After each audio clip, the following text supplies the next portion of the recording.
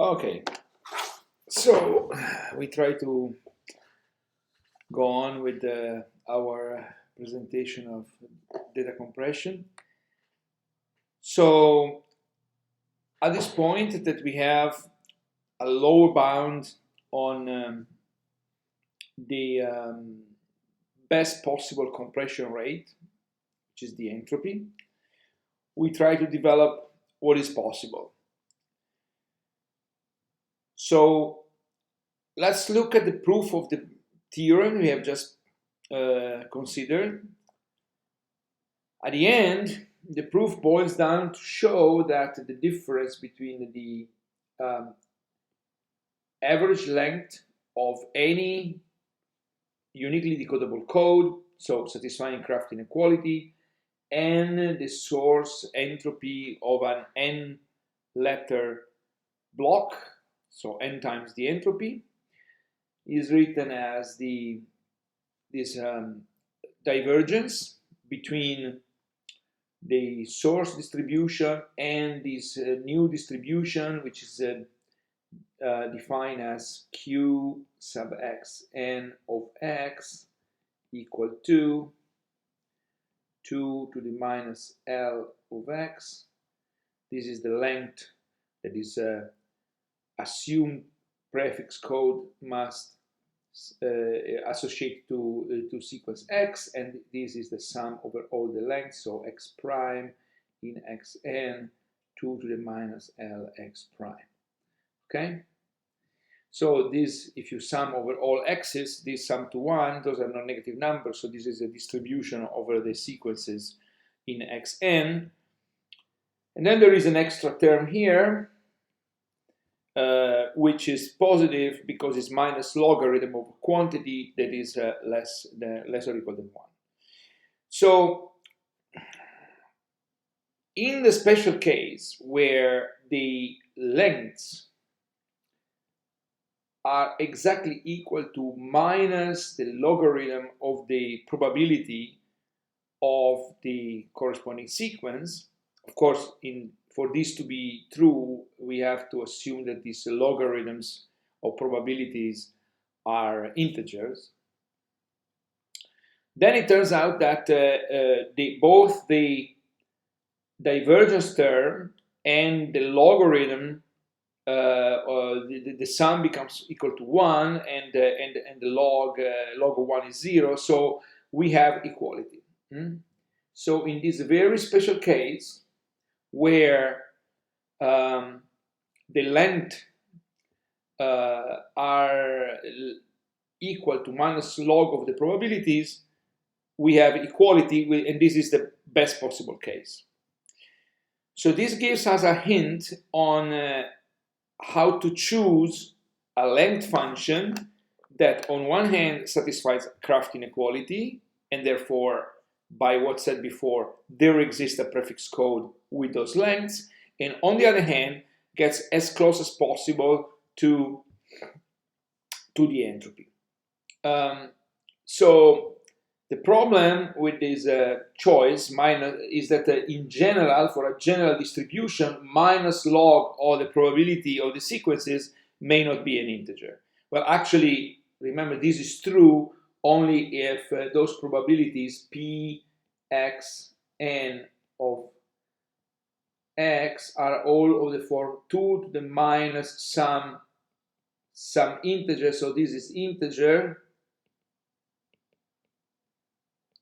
and this is the case of a so-called dyadic distribution, which, if you remember, in a problem we have seen last week, was exactly that special case of a fair coin flips, where all the probabilities of all the possible source elements, in this case these were sequences of trials, head, tail, with a geometric distribution, and it turned out that if you remember, those probabilities were all negative powers of 2, and this is precisely the case for which we can have a source code that exactly achieves the entropy.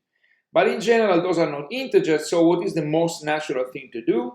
Well, the most natural thing to do is to round up those minus log of probabilities to the closest integer above.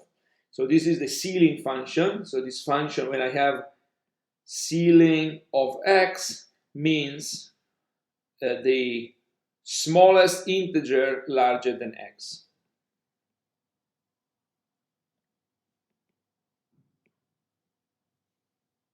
Less or equal than x, okay? This is called the ceiling function. It's a rounding up to the closest integer. And it turns out that, of course, the ceiling of x is always less or equal than x plus 1. So we have this upper bound that if we choose those lengths to be the ceiling of minus log of the probability, well, this is less or equal than minus log of the probability plus 1, which means that if we... Sometimes I amaze myself. Oh my goodness, my phone is talking to me.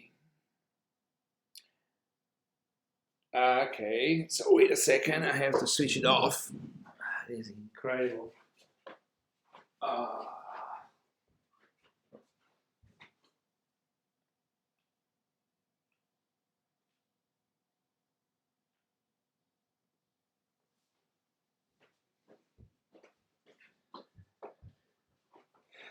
Okay, sorry about that. Accident.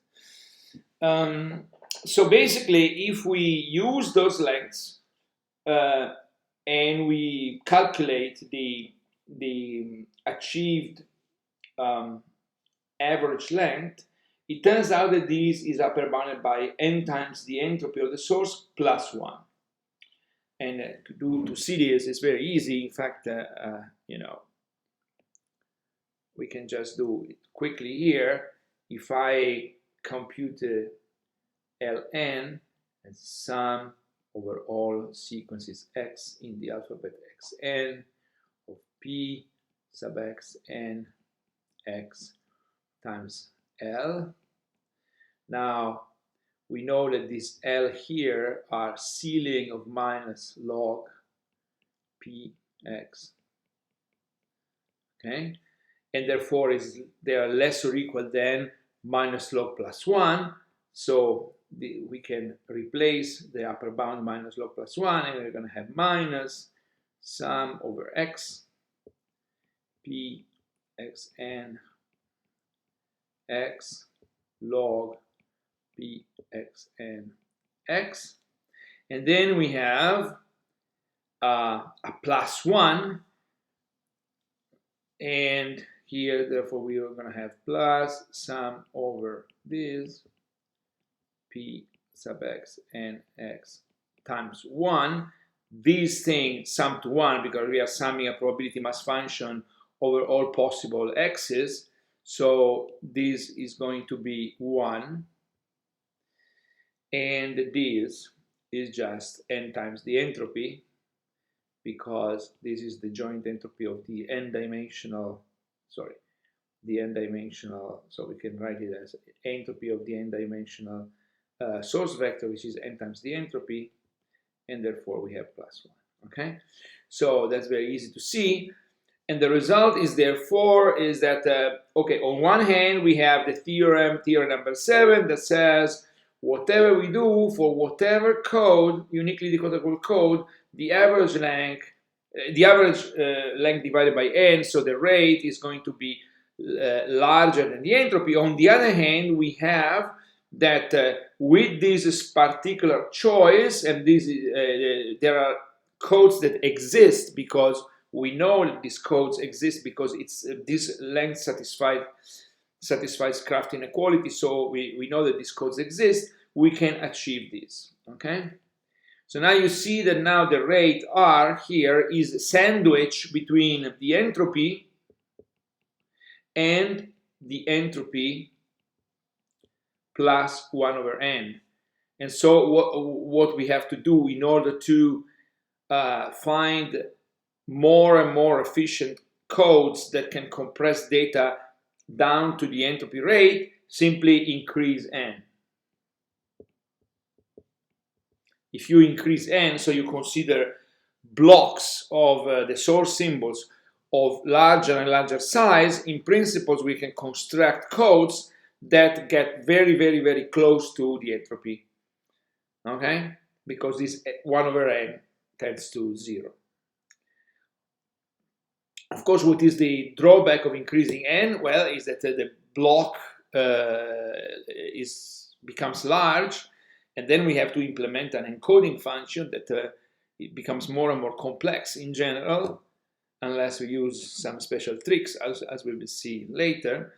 And so in principle, it's more and more difficult to encode large blocks, but this can be solved on an algorithmic fashion. So now we can talk about a particular scheme, which is called Huffman coding, which turns out to be optimal. Optimal means that for a given block length, we have an explicit construction, which is the Huffman coding construction, that gives us the best possible code, so that the code with the smallest average length. And you see here, again, this construction is actually, this result is non-constructive. We have chosen a length function, and we have shown that this length function achieves at least the entropy plus 1 over n. But we do not have an explicit way of mapping source sequences to binary sequences with those lengths. This is the algorithmic part. This only shows the existence.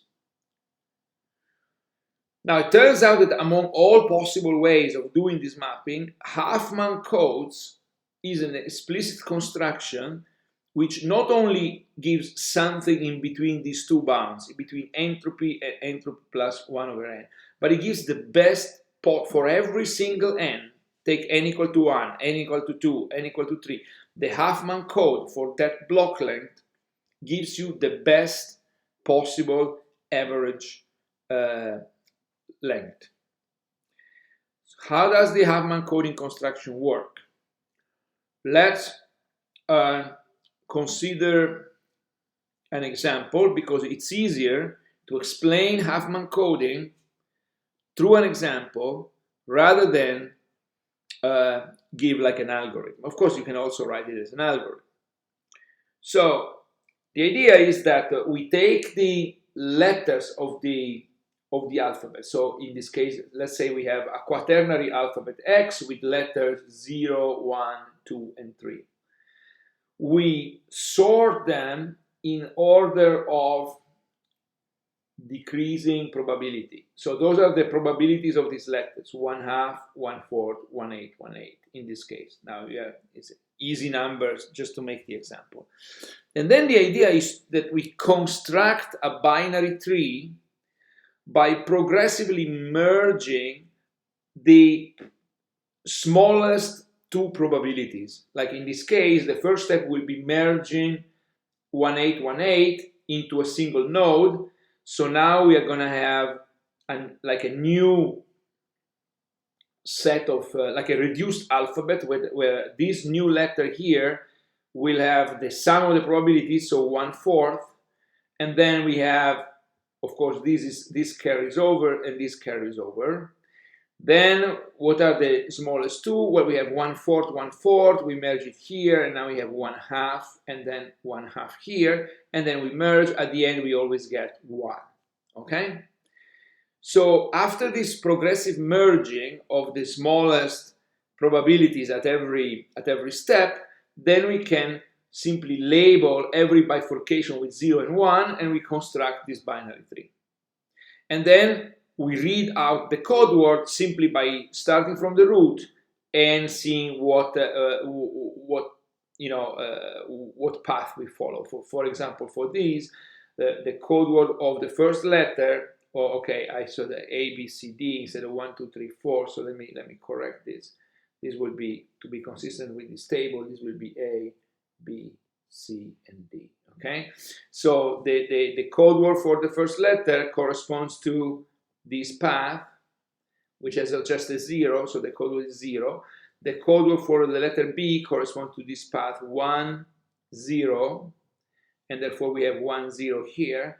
The code word for the letter C is 1, 1, 0, and the code word for the letter D is 1, 1, 1. Okay? So this is the construction, and it turns out that this construction gives the best possible average length. So in this case, for example, we could calculate the average length, L1. Why L1? Because here there is no blocking. We have taken just the length of the input block is 1. We have just the letters of the alphabet. We are not sequences over this alphabet. So L1, here it will be the probability of the first letter is 1/2 times its length, which is 1, plus the probability of the second letter, which is 1/4, times its length, which is 2, plus the probability of the third letter, which is 1/8, times its length, which is 3, times the probability of the plus the probability of the fourth times its length. And so overall, we are going to get whatever we get, right? It's 1/2 plus 1/2 plus, and here we have 6/8. So we have 3/4. And so we have 1 plus 3/4. Okay, 1 plus 3/4 is whatever it is 7/4. Okay. Interestingly, if in this specific case, if you compute the entropy, you get the same number. So these are bits, and you get the same number because this distribution is dyadic. So we are exactly in this case where the distribution has inverse power of 2. In general, it's not the case. For example, here we can construct another example where now we have an alphabet with 5 symbols, so, and with probabilities 0.25, 0.25, 0.2, 0.50, 0.50. Okay, so we can construct the Huffman tree. Those are the letters 1, 2, 3, 4, 1, 2, 3, 4, 5. The probabilities, we mark them here: 0.25, 0.25, 0.2, 0.15, 0.15. And now we start with the construction. So we merge the last smallest two probabilities, and we get here 0.3. Now the smallest are, well, I can choose. Certainly 0.2 is the smallest, and then we have 2 0.25, and then we have 0.3. So it doesn't really matter. So we have several equivalent choices. For example, in this case, I can merge this one and this one, or this one and this one. As long as I merge the two smallest, even if the choice is not unique, you're going to get an equivalent Huffman code with the same average length. So here we get 0.45. Now the smallest one are 0.25 and 0.3. So we have to do this. Okay. And we get 0.55, and at the end, here, and we get 1. Okay, so now we label the tree 0, 1, 0, 1, every bifurcation 0, 1, 0, 1, and now we can construct the table, right? Reading backwards, starting from the root, we have our symbols 1, 2, 3, 4, 5. And we can enumerate the code word. So this is X, and this will be the code word, so this will be F. The code words are, in this case, 0, 0 for the first symbol. Then we have, for this symbol here, for example, we have 1, 0, because we get 1 and then 0. Then we have 1, 1. Then we have 0, 1, 0. Sorry, 0, 1, 0. And then 0, 1, 1. Let me write it a bit better here. 0, 1, 0. So, first of all, you can notice that no code word is a prefix of another code word. So, of course, because this is constructed out of binary tree, we have this prefix condition. And second, it turns out that when you calculate the average length, in this case, this will be the best possible average length for the source for block length equal to 1. So again, this is n equal to 1. What happens if I wanted to construct a code for n equal to 2? Well, for n equal to 2, I would consider all pairs of symbols. So in this case, we have an alphabet of 5 symbols, so all pairs, we are going to have 25 possible pairs, so I would consider all pairs, 1, 1, 1, 2, 1, 3, and then blah, blah, blah, and then until 5, 1, 5, 2. So we have, and then for each of these symbols, I have to compute this probability. For example, the probability of 1, 1 is the product of the probability of 1 times the probability of 1, so it's probability of 1 squared, because the source is memoryless, and the source is memoryless, and therefore the probability of a sequence is the product of the probabilities. So in this case, the probability of 1, 1 will be 0.25 squared. So this would be a bit too much to do it here, because it's going to have a very big tree with 25 leaves. So let's do the example for a smaller source, for a smaller alphabet, like in this case. So this is the case that n equal to 2, and the alphabet is ternary.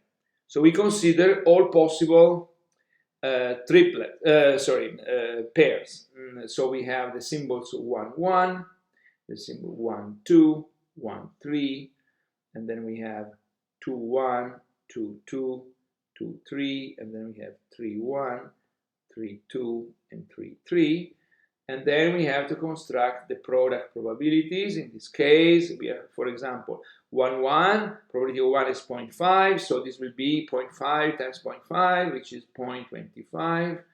Then 1, 2 is 0.5 times 0.3, which is 0.15. And then it's 1, 3 is 0.5 times 0.2, which is 0.1. Then we have 2, 1. Now 2, 1 is again 0.15. 2, 2 is 0.09. Then 2, 3 is going to be 0.06. Then 3, 1 is going to be 0.15. No, sorry, 0.1. 3, 1, 0.1, and then 0.232 is 0.06, and 33 is 0.04. So now we should sort these symbols just to have it in a nice way. So after sorting, we're going to have, so the largest probability is 0.25, and then we have 0.15 and 0.15. Then we have 0.1 and 0.1. Then we have what, a 0.9. No, it was 0.09. What I'm doing, 0.09. Then we have 0.06, 0.06, and 0.04. 1, 2, 3, 4, 5, 6, 7, 8, 9. Okay, so now we can construct our Huffman tree. So we start by merging the smallest probability. So we merge these two. We get 0.1 here. Then you have 0.1, 0.1, 0.1, the smallest at this one, 0.9, 0.09, 0.06, and we get the 0.15. Then the smallest two well, we can choose. There is a 0.1 here, 0.1 here, 0.1 here. So with a loss of generality, I can merge these two. We have 0.2 here. So now what are the smallest? We have 0.1 is certainly the smallest at this point. And then we have several 0.15 and then 0.2 and 0.25. So I can merge these two just to have a more tidy tree. So I have 0.25 here. Now the smallest are these two. There was 0.3. Now the smallest I have 0.2, 0.3, 0.25, 0.25. So it's 0.2 and 0.25 are the smallest.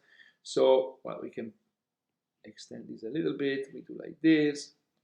And we get 0.45, right? And now we have 0.45, 0.3, 0.2. So the two smallest are this one. We get 0.55. And finally, we get this, okay? So let me just mark the bifurcation, otherwise we make confusion here, okay? Because when there are crossings, then we simply label the 3, 0, 1, 0, 1, 0, 1, 0, 1, 0, 1, 0, 1, 0, 1, 0, 1, and then we can construct the code words, okay? So I hope that this procedure is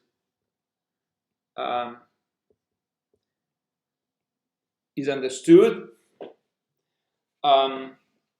Now, before going to the proof of optimality of Huffman codes, let me say that Huffman codes are, of course, conceptually very appealing because they're optimal for any length, but as you can see here, they have a problem of scalability. So what happens when we consider n large?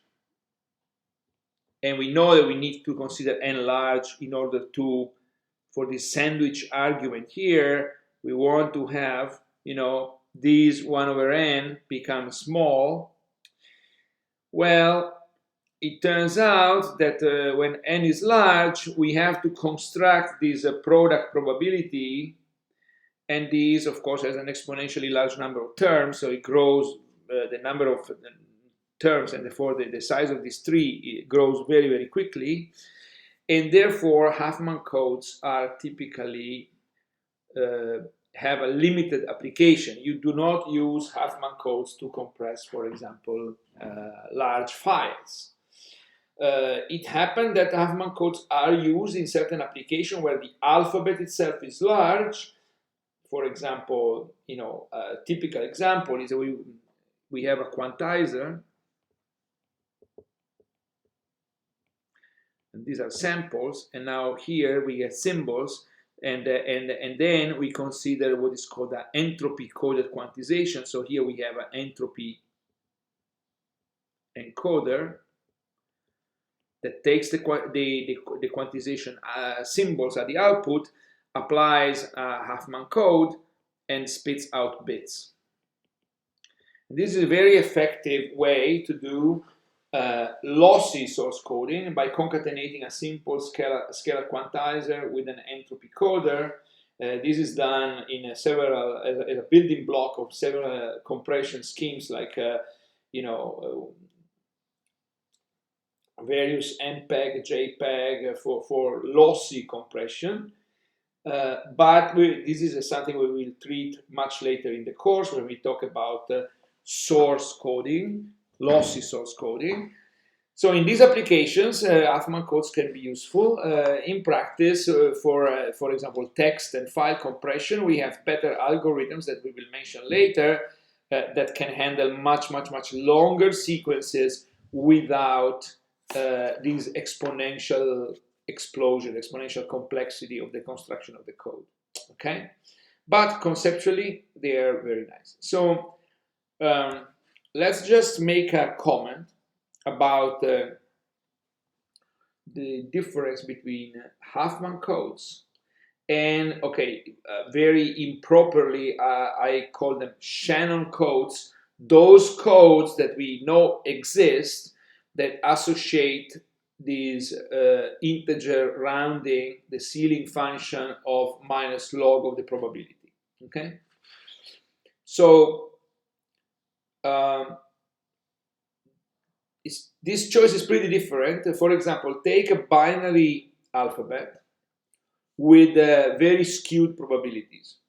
So the alphabet is just 0, 1.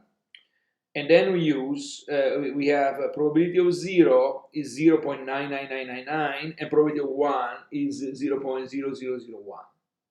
Now, if you construct a Huffman code for length 1, in this case, well, the choice is absolutely trivial. You have 0, 1, there is nothing to do. So basically you encode 0 with 0 and 1 with 1, okay? And the average, the length of each of these code words is 1, and the average length is going to be almost 1 because we have 0.99999 times 1 plus 0.00001, so it's exactly 1. What happens with when we choose the lengths in this way? Well, in this case, we would use the ceiling function of minus log of 0. Almost 1, well, is going to be 1. But the ceiling function, when you use the other probability, 0.00001, when the log is base 2, is 14. Okay? So basically, this code will be completely stupid. It would encode the symbol 0 into 0 and symbol 1 into a stupid sequence of 14 bits. Okay? As long as 0 is not a prefix, then it can be any sequence. Okay? So why you should do this? Of course, this would be stupid, right? But the reason of this is that we are considering length equal to 1. Okay? It turns out that if I was able to construct both Huffman codes and Shannon codes, let's say for larger lengths, the difference would not be so terrible. In addition, even for this length, we know that the gap between what is achieved by the Huffman code and what is achieved by the Shannon code is always a quantity in between n times the entropy, n times the entropy plus 1 bit. So this means that although particular lengths of particular sequences may be very different, on average, the gap is always in between the entropy and the entropy plus 1 for the average length. So in other words, this is to say that, okay, the average length of this stupid code would be, 0.9999 times 1 plus 0.0001 times 14, and this turns out to be 1 point something, while the average length for the Huffman code is 1. So the gap in terms of average length is actually always pretty small. Okay? Good. So at this point, we can look at the optimality of Huffman codes. Here I'm going to just outline a sort of sketch of the proof. If you want like a full-fledged argument, you can find it in classical books, like for example, Cover and Thomas. But the proof of optimality allows us also to understand the basic structure of optimal code. So it is also useful not just to give a proof, but also in terms of the concept. So just to make things more clear, let's consider for a given block length n, let's consider the cardinality of the product alphabet, so x, cardinality of x to the n, let's call it m, and then we have a probability vector, so the probability vector over this product alphabet, let's call it p, and we sort the probabilities in decreasing order. Okay, so this is like what I did here. This would be In this case, this would be, cardinality of the alphabet is 3. In this case, therefore, m is 3 squared, so it's 9. And then the probability, the sorted probability vector is this sequence of sorted probabilities for the pairs of symbols. Okay. So now what we do is we let Li denote the length of the ith letter. So the first symbol has probability P1 and length L1. The second symbol has probability P2 and length L2, etc., etc. This is terrible. Okay, L2 until Lm. So we assume to have an optimal code that we call F for this block length n, with this set of lengths, and average length, of course, is given by this formula. This is just the formula for the average length. Is the expectation of the length with respect to the corresponding probability distribution. And now we have this lemma that says that for a given p, so for a given probability distribution, sorted probability distribution vector here, an optimal code satisfies the following properties. If Pi is greater than Pj, then Li is smaller or equal than Lj, which means you're going to associate longer code words to less probable sequences. Okay? Then the two longest code words have the same length. Like in here, the two longest code words, so the two code words associated with the smallest probabilities must have the same length. Why? Because they essentially will differ only in the last bit. In this case, for example, it is useless to have one code word equal to 0 and the other code word equal to 14 bits. You can, if those are the two longest code words, well, they will differ only by the last bit and will have the same length.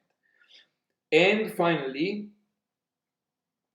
the two longest code words differ only in the last bit and correspond, of course, to the least probable symbol, so the symbols m-1 and m in this with this ordering, after ordering the symbols in a decreasing order of probability.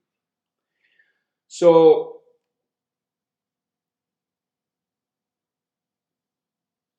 basically, the proof of this lemma follows by constructing a binary tree and then using swapping, trimming, and rearranging.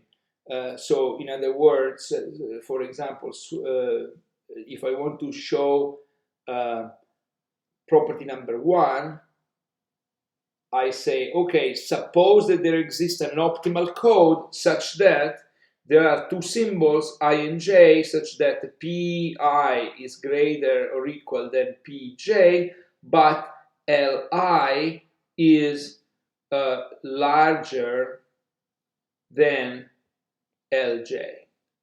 So then I can just swap the code words. I will give the code word j to the symbol I and vice versa, and then of course I'm going to achieve a smaller average length, because now in the expectation, in one case I would have Pi Li plus Pj Lj, and this will be larger or equal than Pi Lj plus Pj Li.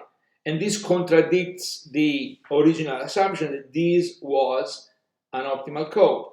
So we conclude that an optimal code must associate longer code words with smaller probabilities. Okay, so you go on like that, and you prove the theorem, or you prove the lemma. So summarizing, this says that there exists optimal codes in a sort of canonical form that have sequence, so for probability arranged in non-increasing order, the corresponding length of the symbols will be arranged in non-decreasing order. The last two, so there's two symbols with the smallest probabilities have length with the same length. And in addition, the two last code words, so fm minus 1 and fm, differ only by the last bit. This is called a canonical form for an optimal code. The lemma says an optimal code, there exists an optimal code in this form. Okay? Good. So at this point, we can prove the optimality of Huffman codes by the so-called Huffman reduction procedure. So we consider to have an alphabet with m elements and probability vector p, and then we create a new alphabet with m-1 elements by merging the two smallest probabilities, and we call the merged alphabet or the merged probability vector p prime. Okay, so the idea is that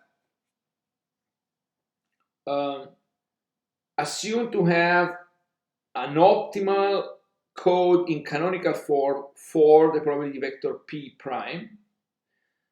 We call it f prime with lengths l prime sub I.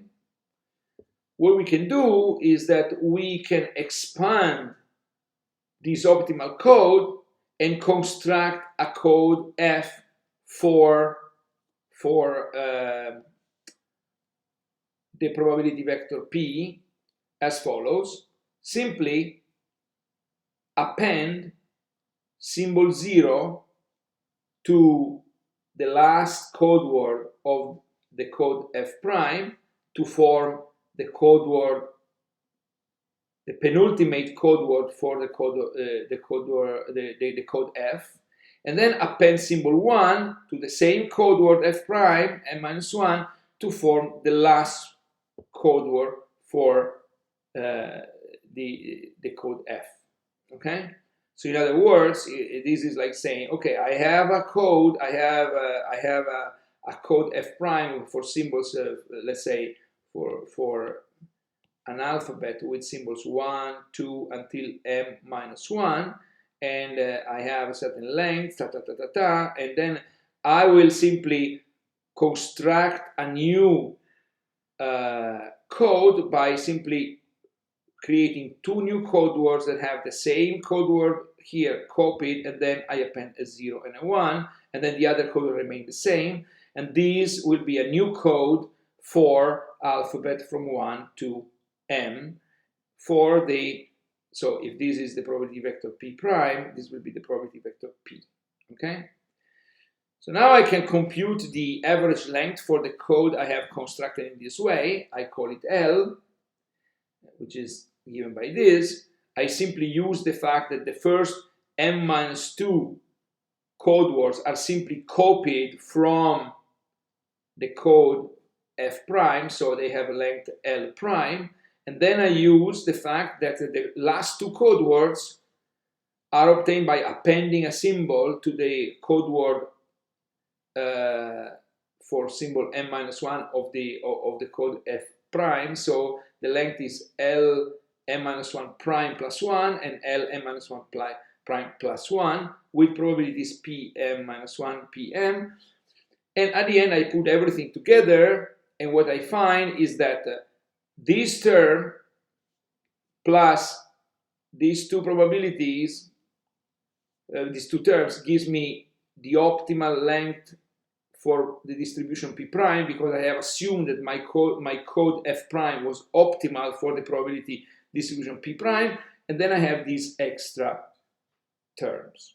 Okay, now we do the opposite. Let's assume an optimal canonical code for the probability distribution p with lengths Li. Now we reduce this optimal code to a new code for the probability distribution P prime. Remember, P prime is obtained from P by merging the smallest two probabilities. So how we do this? Well, we merge the last two symbols, m minus 1 and m, and use simply the length with L prime m minus 1 equal to Lm minus 1. Why is this? Because now we have a code that is optimal for the probability distribution P. So we have all these symbols 1, 2 until m minus 1 m. The n is in canonical form, so we know that the last two code words must have equal length and they differ only by the last symbol. So we create the new code for the probability distribution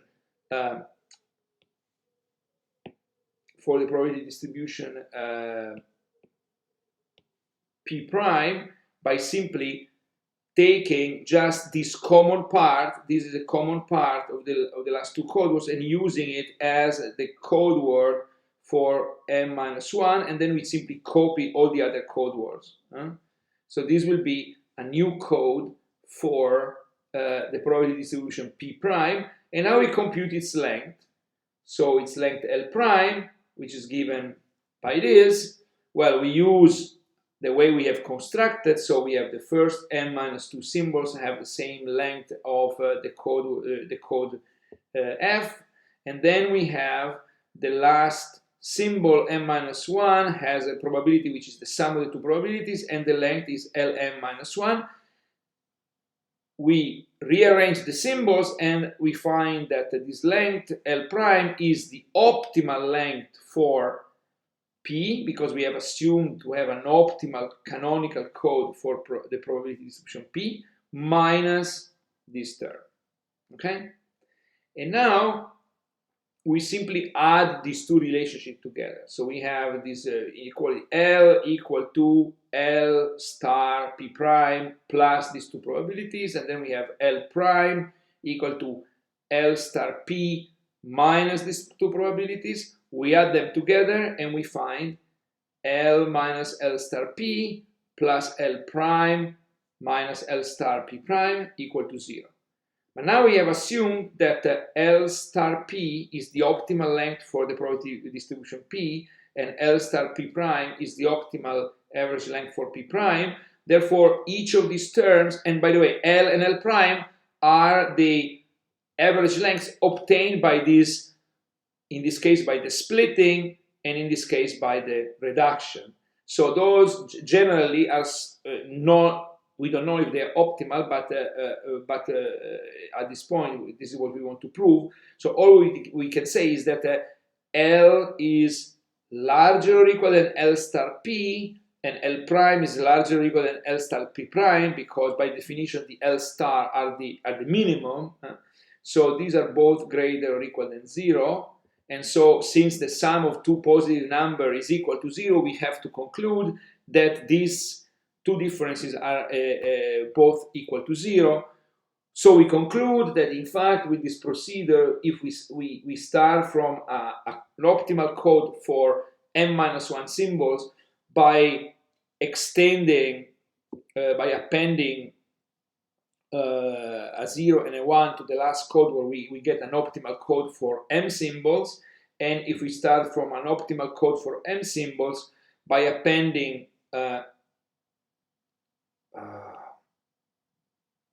what happens? This is a mistake. This is a typo, okay?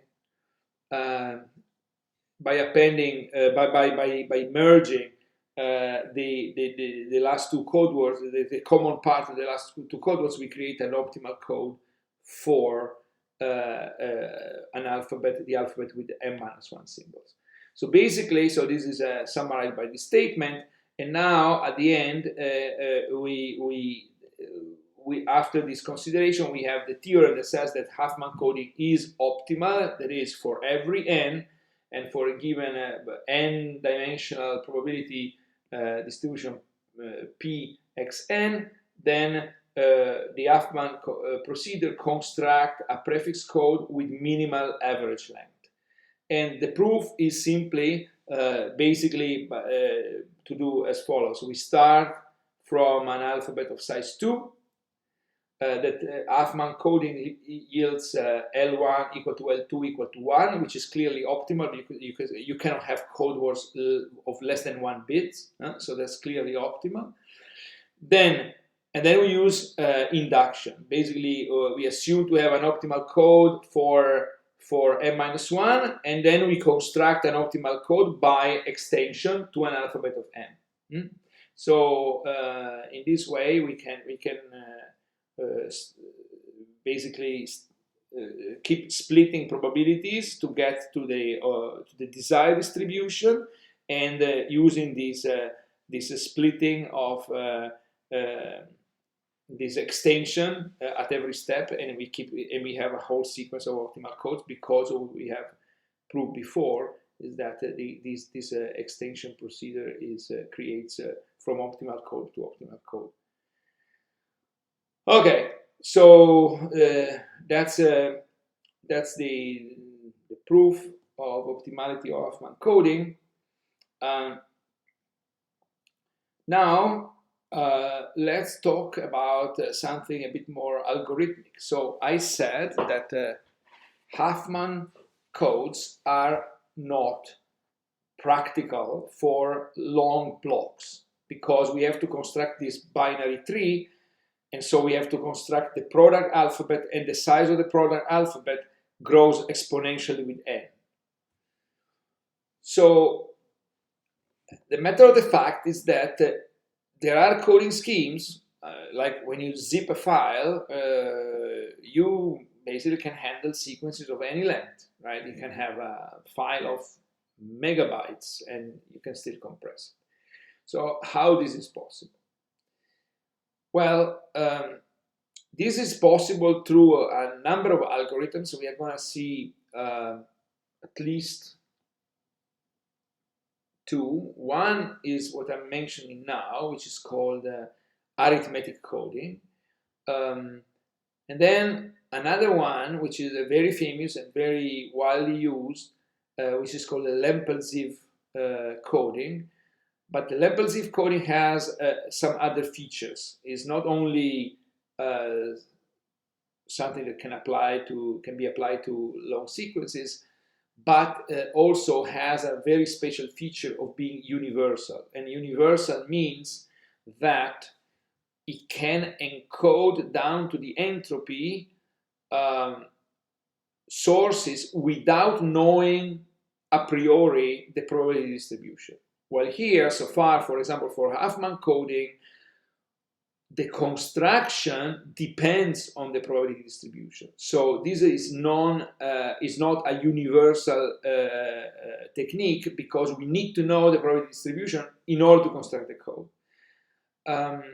Anyway, this is something that will come later, so this concept of universality. Let's talk about the arithmetic coding. So before talking about arithmetic coding, let's talk about an idea which is still not practical, but it somehow hints on how to construct algorithms that are in fact practical. So this idea is not, as far as I know, not very clear to whom this is due. And since it came up at a time where Shannon-Fano-Elias, all very famous people in information theory, were all professors at MIT, so some books refer to it as a Shannon-Fano-Elias coding. That's a little bit controversial, but okay, let's keep the name as in the book of Cover and Thomas and keep it like that. I don't know exactly the history of the name and who really proposed this for the first time.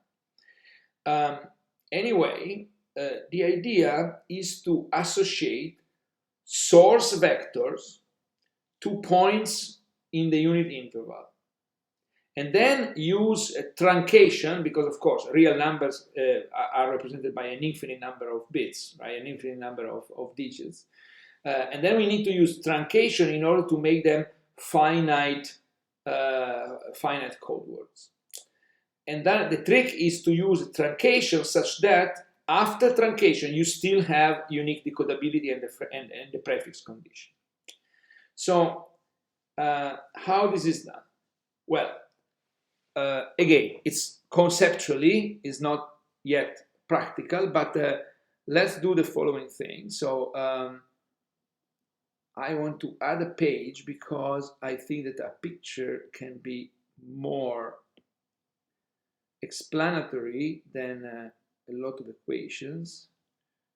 So if I do this, no, if I do,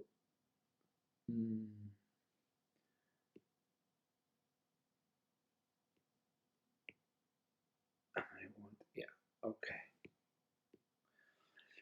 So basically, we have to go back to the concept of CDF, cumulative distribution function. So suppose to take our alphabet, xn, order the sequences in lexicographic order, so in alphabetic, if there are letters in alphabetic orders, if there are numbers in, the smallest number comes first, and then just index them with integer indices. So without loss of generality, we can assume to have the alphabet simply with symbols 1, 2, 3, 4, 5 until m, where m is cardinality of x to the n. So now what is a CDF for this discrete source? A CDF is a right continuous staircase function in this case that has jump at 1, 2, 3, 4 until m. And every jump is corresponds to the probability. So the size of the jump corresponds to the probability. So basically, we have, the function will jump here, and this will be P1, and then jump here, and this will be P1 plus P2, and then, I don't know, jump here, and then here, and then here, and then here, here, and it keeps going like this, until it reaches 1 here. Okay, this is a CDF. It's right continuous, which means that I will use a blue to denote open and red closed. So these are continuities from the right. And now we consider the function that associate to each point the midpoint of this interval. So let's use a different color, maybe green. So basically, I consider this function f bar, for which we just get f bar of I is the midpoint of this interval. So f bar of 1 will be a point here, f bar of 2 will be a point here, f bar of 3 will be a point here, etc. Okay?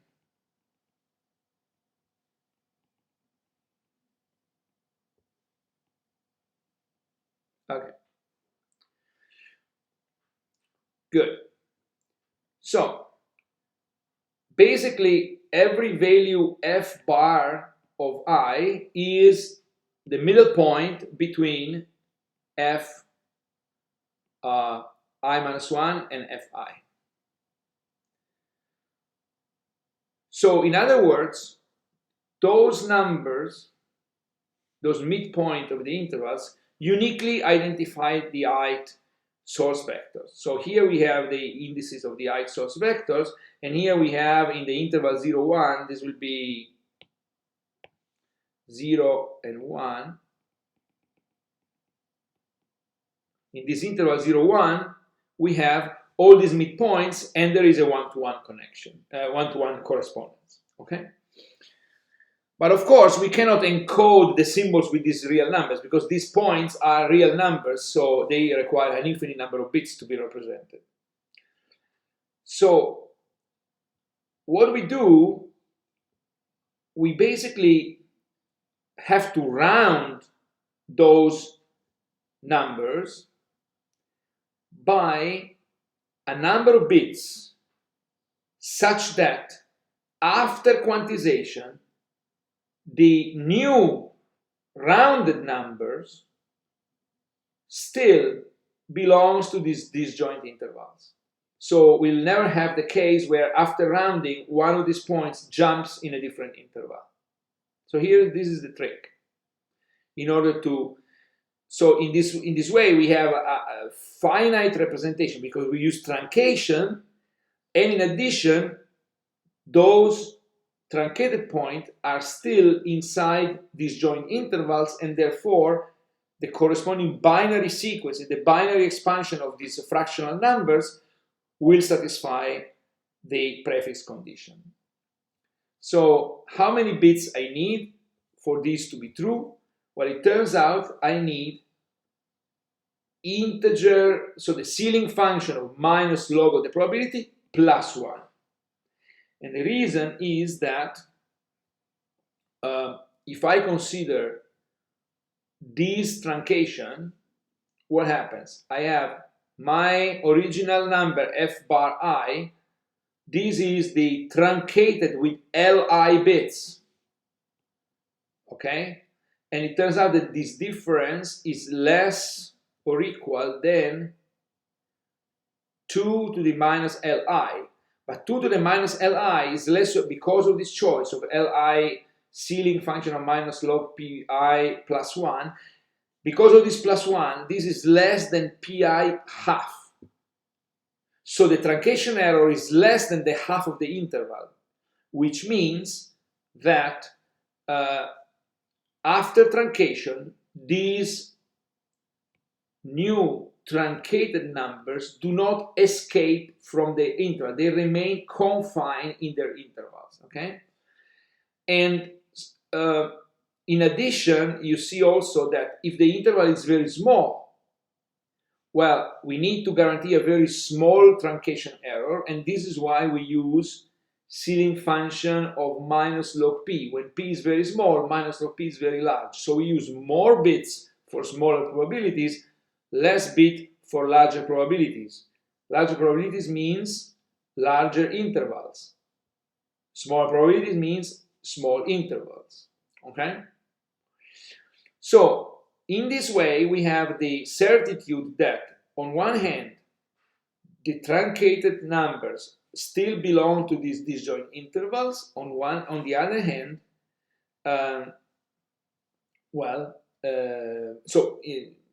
they satisfy the prefix condition, and therefore we have in principles an explicit algorithm to calculate the code words. Basically, find these real numbers, truncate them with this bit, expand these real numbers in binary, truncate with this number of bits, and get these binary sequences as the code word. Okay? So this is an algorithmic construction. What this algorithmic construction gives us? Well, it gives us an average length that, because of this plus 1, this extra plus 1 here, that we have to guarantee in order for these truncated numbers to be confined in their corresponding intervals, well, the gap of the average length and the entropy is plus 2, is 2 bits instead of 1 as the original Shannon lengths. But, you know, 2, it doesn't really matter. When we divide by n, 1 over n L2 is going to be less or equal than entropy plus 2 over n, and 2 over n goes to 0 as 1 over n. So when n becomes large, and this average length, this coding rate will converge also to the entropy. So, okay, now what is the drawback of this construction? Well, the drawback of this construction is, again, we have to construct the CDF. In order to construct the CDF, we have to get all the probabilities for the product alphabet and sort them. And how many are they? Suppose that my alphabet has, let's say, ASCII characters. So the alphabet has cardinality 128 or 256 if I use the extended ASCII characters. And then I'm compressing a text file of, I don't know, 1 million of characters. So the number of these points is 256 raised to 1 million. Clearly, totally unmanageable by any computer, okay? So we see immediately that the problem here is to handle long sequences. So what is the trick? The trick is this algorithm. So based on this idea, other people have invented algorithms that go under the name of arithmetic coding, which essentially can construct these numbers by in successive steps. So instead of constructing the CDF, okay, that's difficult to explain. I try to do, going into the details of arithmetic coding is, it would be too much. There are a lot of algorithmic details and there are a lot of versions of arithmetic coding.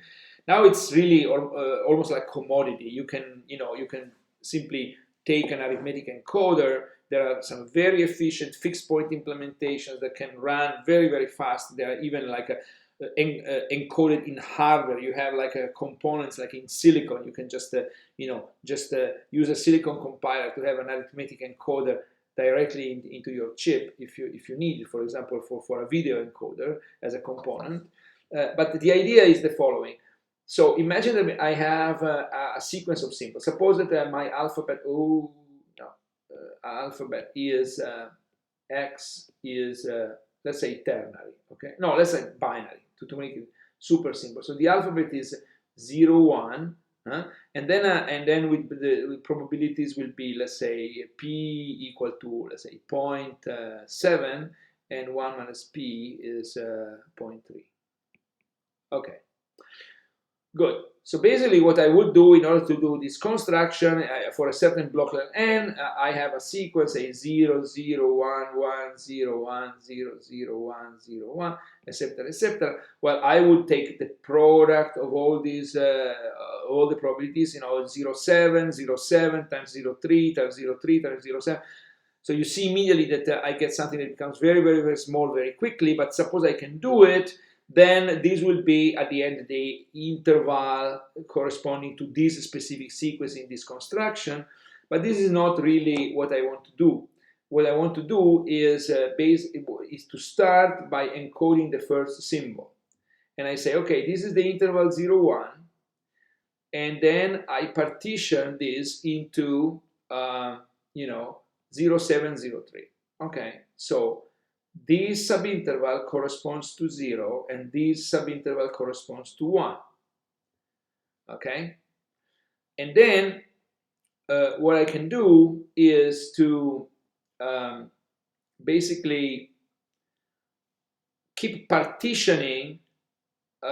If I read a 0, for example, if I read the next symbol is 0, so the first symbol is 0, so I choose the lower interval. Now, the next symbol is also 0, so I partition this interval here, and I choose this sub-interval. Then it's a 1, and then I choose the upper interval of the of this interval. And I keep doing this up to the point where I can actually decide already where, by partial truncation, where my final point will be. If I already have this most significant digit, I already know that my final point will be in a certain subinterval. I can decide for the initial bits. At this point, all what I have to do is to rescale the small interval and then keep going.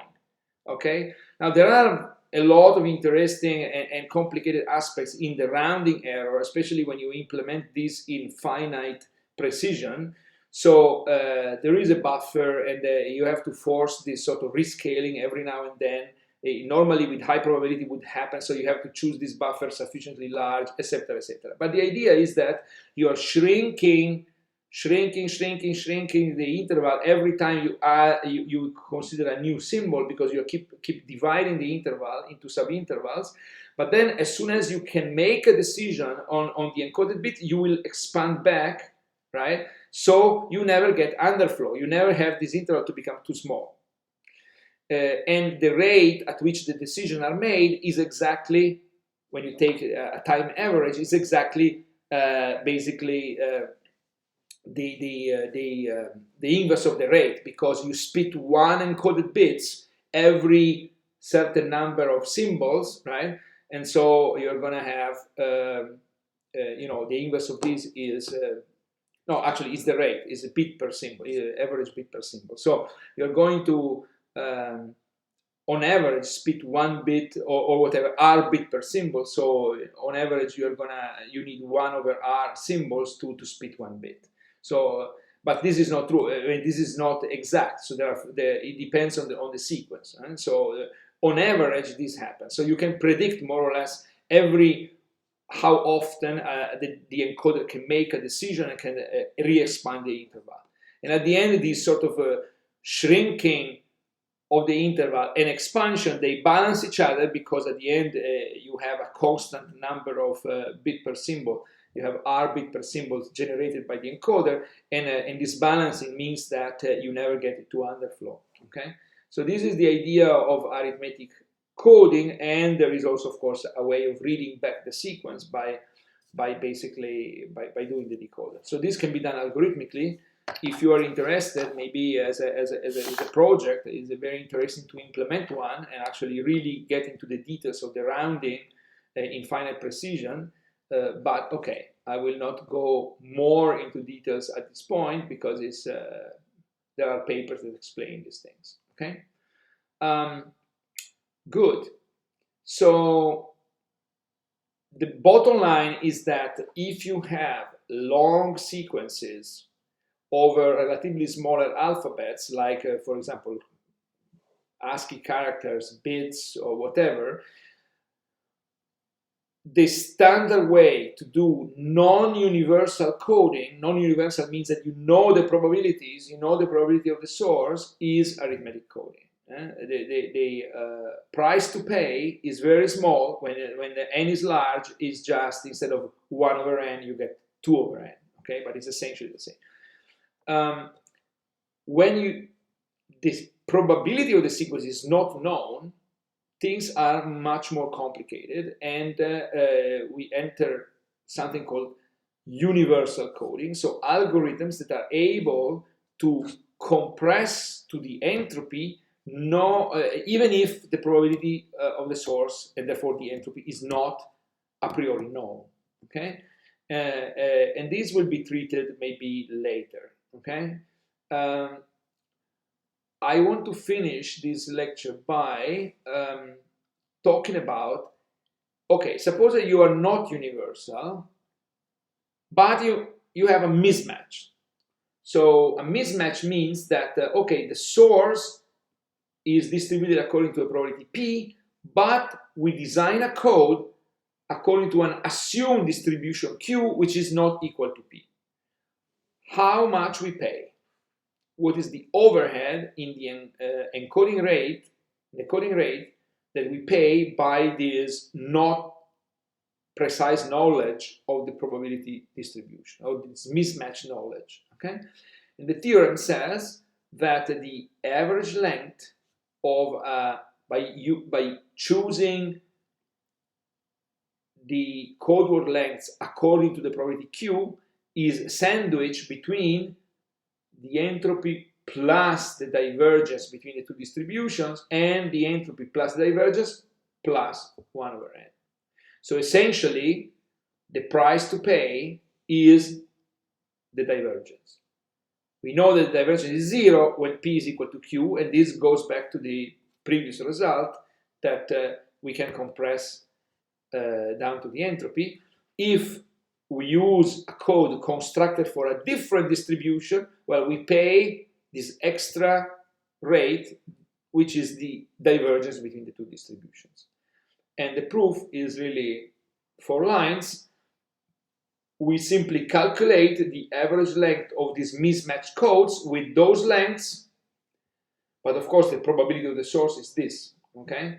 So what we do, we use the usual trick of upper bounding the seeding function by the argument plus 1, and then we simply multiply and divide by p inside the logarithm, so we can make appear the divergence here minus, the entropy here, and then there is this plus 1 that carries over. So it's really a very simple result that shows that the divergence quantifies the price in rate when we use a mismatched code. Mismatch means a code designed for distribution Q, but we use it for a source that has distribution P. And I want to conclude with another interesting result that is called the competitive optimality of Shannon codes. Shannon codes are, again, those codes that use as lengths the ceiling function of minus logarithm of the probability. So here is the context for competitive optimality. Is that we have 2 players, say A and B. They are given a probability distribution, and they are asked to design codes for this probability distribution. Of course, uniquely decodable codes, so prefix codes for this probability distribution.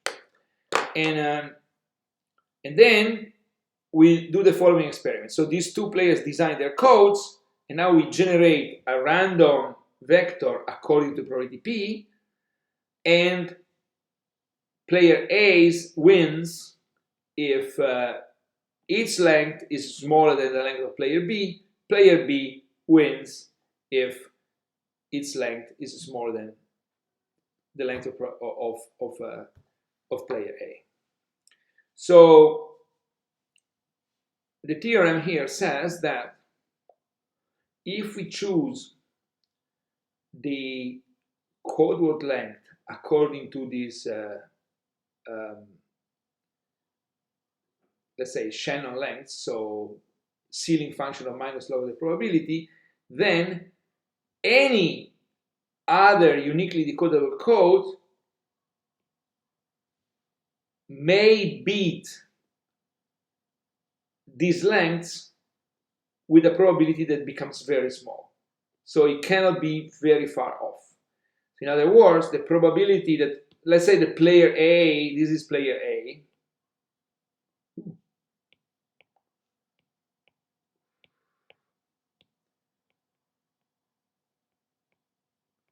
player A is Shannon, uses this length, and then player B,